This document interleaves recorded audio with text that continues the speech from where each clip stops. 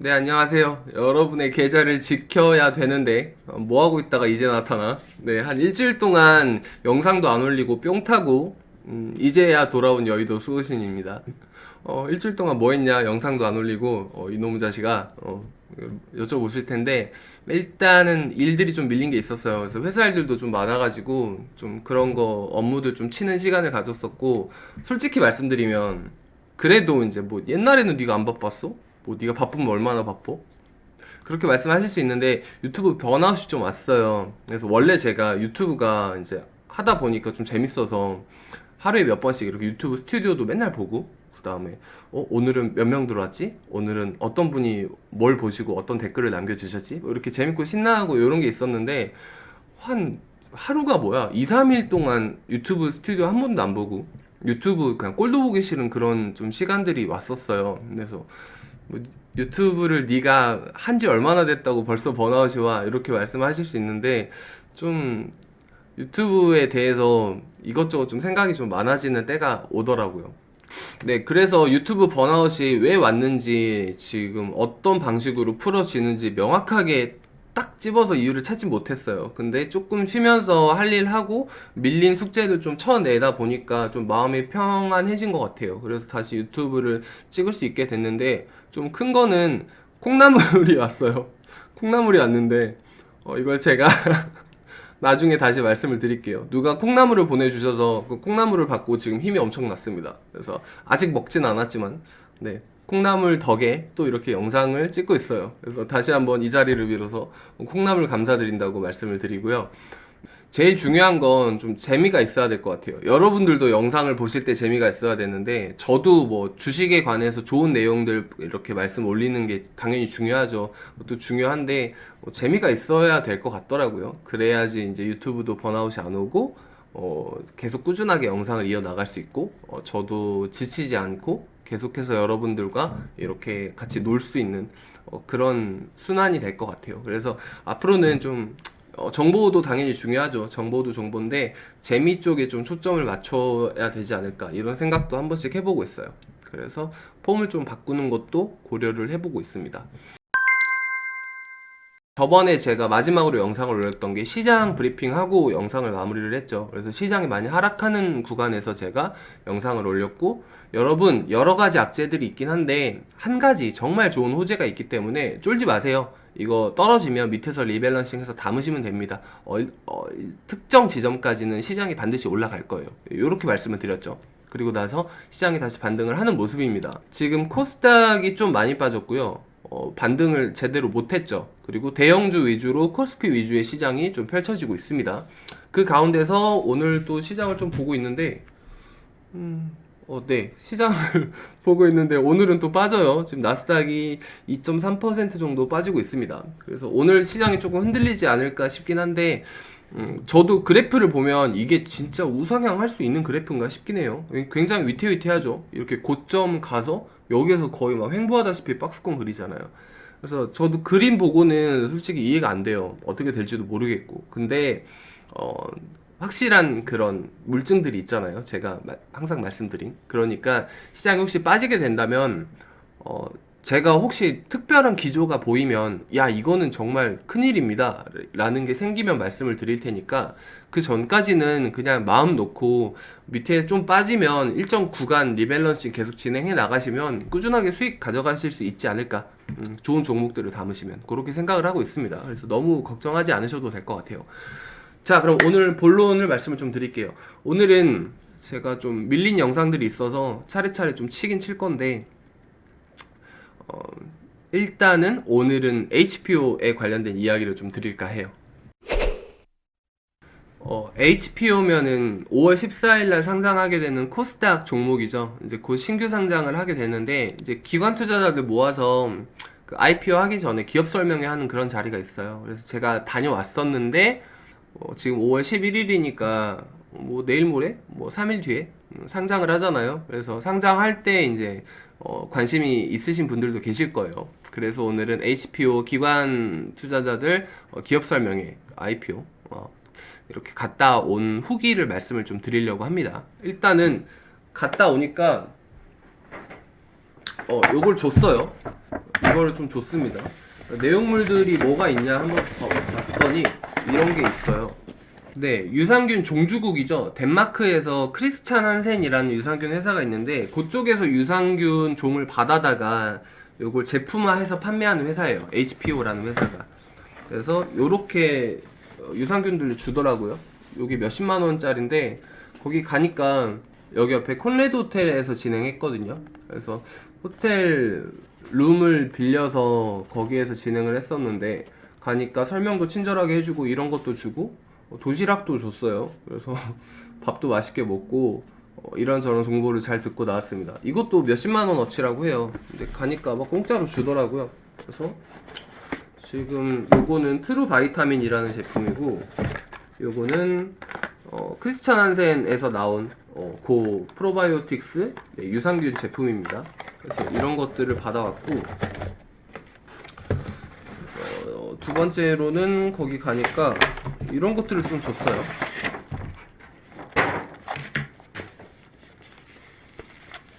뭐 요런 팩을 하나를 줬고 그 다음에 예비 투자자 설명서랑 그 다음 마지막으로 여기 브로셔를 좀 줬습니다.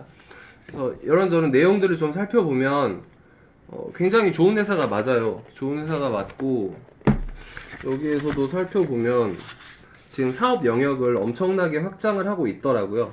그래서 이 친구들이 지금 하고 있는 일들 중에 일단은 가장 좋은 거 자체가 브랜드가 좀 탄탄하다. 유산균 회사들이 많잖아요. 유산균 음료 뭐 회사들도 있고 이렇게 뭐 유산균 제품을 전문적으로 판매하는 회사들도 있는데 글로벌에서 브랜드가 입지가 엄청나게 좀 성장해 나가고 있다. 그리고 우리나라는 그렇지 않은데 해외에서는 유산균의 그 원산지를 그렇게 본대요. 그러니까 우리는 사실 저는 유산균에 크게 관심이 없거든요. 아직은 막 챙겨 먹고 이렇진 않은데 유산균이라고 하면은 그냥 뭐 싸고 뭐 좋아 보이고 뭐 마케팅 잘하고 홈쇼핑에서 막 좋다고 하면 사고 막 이렇잖아요. 근데 해외에서는 이 유산균이 어디가 원산지고 이런 걸 좀 꼼꼼하게 따진다 그래서. 근데 크리스찬 한센이 덴마크에서 전 세계에서도 유산균은 거의 원탑이어서 이 회사 HPO에서 제품군에 들어가는 대부분의 유산균은 다 크리스찬 한센만 고집을 하고 있어요. 그게 좋으니까. 그래서 이게 좀 입소문이 나서 해외에서 그렇게 반응들이 좀 좋다고 하더라고요. 그리고 선진국들에서도 어느 정도 많이 입지를 다져놓은 상황이어서 선진국 기반에서 좀 상대적으로 개발도상국이나 이쪽에서도 인기가 굉장히 많다 그래요. 우리도 생각해보면 야 이게 막 미국에서 좋대, 뭐 어디에서 다른 나라에서 좋대, 영국에서 좋대 이러면 우리도 막 관심 많이 갖잖아요. 근데 다른 쪽도 비슷비슷한 거예요. 뭐 동남아도 그렇고 중국도 그렇고 어디 해외에서 서구권에서 그렇게 인기가 좋대라고 하면은 관심들이 많은 것 같아요. 그래서 브랜드가 입지가 굉장히 탄탄하다. 그게 첫 번째로 강점이 될 수 있겠고, 그리고 두 번째 강점이 뭐가 있냐? 이 친구들 자회사 중에 비오팜이라는 회사가 있어요. 근데 얘네는 뭐 하는 회사냐면 유산균을 만들어서 이렇게 판매를 하는 애들이 아니고 OEM 공장 아시죠? 한국콜마처럼 화장품 대신 만들어주는 애들 있잖아요. 네, 유산균 제품을 대신 만들어주는 그런 업을 하는 거예요. 삼성바이오로직스 마냥, 한국콜마 마냥. 그래서 OEM 회사를 하나를 가지고 있는데 그게 비오팜이라고 해요. 네, 비오팜이라는 회사가 좀 특이한 게 일단 HPO도 그렇고 비오팜도 그렇고 매출은 다 수직 상승하고 있습니다. 영업이익도 수직 상승하고 있어요. 그런데 비오팜 특징 중에 하나가 HPO에서 내부 거래로 들어가는 그 물량 있죠. 그게 비중이 1%가 안 돼요. 그러니까 99%가 다 HPO랑 상관없는 다른 물량을 쳐내고 있으니까 완벽하게 독립이 된 비즈니스죠. 그러니까 완벽한 자회사가 되는 건데 비오팜도 또 상장을 준비를 하고 있다 그래요. 그러니까 HPO가 상장이 되고 시간이 좀 흐른 다음에 비오팜이 여기서 조금만 더 성장이 되면 비오팜까지 또 상장이 될 수 있는, 그러니까 HPO로서는 모멘텀이 하나가 더 생기는 거죠. 그래서 그런 호재까지 좀 가지고 있는 게 강점으로 보이더라고요. 그래서 그런 식으로 소개를 좀 잘 들었고 이제 그쪽에서 임원분이랑 이제 같이 계속 식사를 하면서 뭐 이것저것 질문을 많이 했어요. 근데 전반적으로 현장 분위기가 어땠냐면 뭐 SK 바이오사이언스 때나 이런 것들처럼 질문이 엄청 많이 나오진 않았어요. 질문이 사실 딱 한 건 있었거든요. 하나금융투자에서 이제 어떤 분께서 질문을 딱 하나를 던지셨는데, 경쟁사로 시장에 상장이 되어 있는 노바렉스 같은 회사가 있는데 그 회사 대비 밸류가 낮다, HPO가. 왜 이렇게 싸게 시장에 들어왔냐라고 질문을 하셨더라고요. 그래서 저는 그때 노바렉스 밸류를 모르고 있었거든요. 외우고 있지는 않으니까. 그래서 아, 그런가 보다라고 생각을 하고, 저도 이제 식사를 할 때 임원분한테 여쭤봤어요.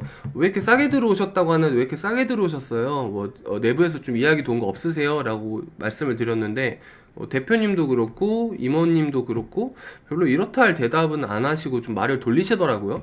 그래서 사무실 들어와서 좀 다시 찾아봤더니, 아니야, 이게 노바렉스가 노바렉스가 밸류가 더 지금 낮습니다. 좋아요. 그러니까 HPO가 조금 더 고평가돼서 들어온 거더라고요. 그래서 생각을 해보니까 하나금투에서 HPO 대표님들한테 좀 매길라고 그 질문을 돌려서 하셨나? 아니면 뭐 잘못 알고 하셨나 싶었는데, 좀 실상은 좀 그랬습니다. 그래서 좀 지금부터 리스크를 좀 꼽아볼 건데, 첫 번째는 일단은 방금 말씀드렸다시피 밸류가 조금 높아요. 노바렉스라는 회사가 밸류가 4천억이거든요. 근데 이 친구가 PER이 16쯤 되고 PBR이 한 3.5쯤 된단 말이에요. 그리고 제가 좋아하는 네오크레마가 PER이 45예요. 안 좋죠. PBR이 한 1.5쯤 돼요. 그래서 PBR에서는 좀 강한 측면을 보이고 있는데, HPO가 고평가돼서 들어온 게, HPO가 들어오고 나면 시가총액이 한 5천억쯤 될 거예요. 5천억쯤 되는데, 이 친구가 EPS가 한 1,000원쯤 된단 말이에요. 그러면 제가 여기다 적어놨거든요. 그때 PER이 한 25쯤 될 거예요. 그리고 BPS가 한 4,200이니까 PBR도 한 6 정도 될 겁니다. 그러니까 엄청 고평가죠. 그러니까 쉽게 말하면 노바렉스가 4천억이야. 근데 HPO가 5천억일 거란 말이에요. 어느 정도 들어오면. 노바렉스는 EPS가 한 2,700원쯤 돼요. 근데 HPO는 1,000원밖에 안 되죠. 그러니까 노바렉스는 BPS가 한 12,000원쯤 될 겁니다. 근데 HPO가 BPS가 한 4,000원쯤 돼요. 그러니까 여러모로 봐도 노바렉스가 한 3배 정도 더 싼, 그러니까 HPO가 굉장히 고평가돼서 들어온 좀 그런 밸류 리스크가 좀 있더라고요.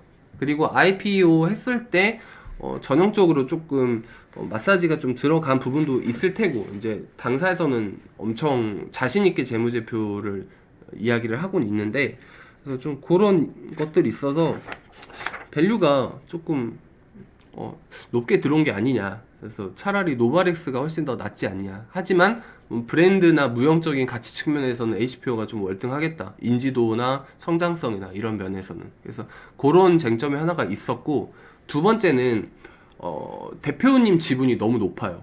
그 최대 주주가 대표님이신데 그 70% 갖고 계시더라고요. 근데 젊으신데 부럽더라고. 5천억에 70%면 3,500억이잖아요.